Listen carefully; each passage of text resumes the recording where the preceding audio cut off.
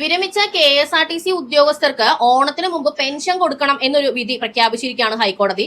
Pension സമയത്ത് കിട്ടാത്തതിന്റെ പേരിൽ 4 ആത്മഹത്യകളാണത്രേ ഈ സമയത്തിനുള്ളിൽ ഉണ്ടായിരിക്കുന്നത്. ഇത് ശരിക്കും പറഞ്ഞാൽ ഹൈക്കോടതിയുടെ ഈ വാർത്ത വരുമ്പോഴാണ് ഞാൻ തന്നെ ശ്രദ്ധിക്കുന്നത്. അങ്ങനെ എന്തെങ്കിലും വാർത്തകൾ നിങ്ങളുടെ ശ്രദ്ധയിൽപ്പെട്ടിട്ടുണ്ടോ?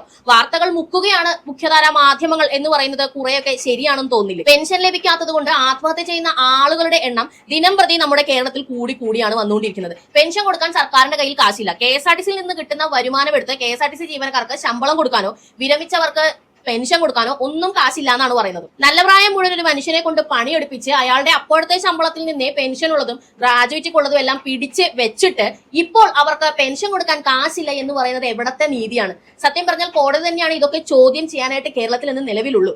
എന്നാൽ കോടതി പറഞ്ഞിട്ടും ഇവർ ഈ പൈസ കൊടുത്തില്ലെങ്കിൽ പിന്നെ എന്തായിരിക്കും സംഭവിക്കാൻ പോകുന്നത്?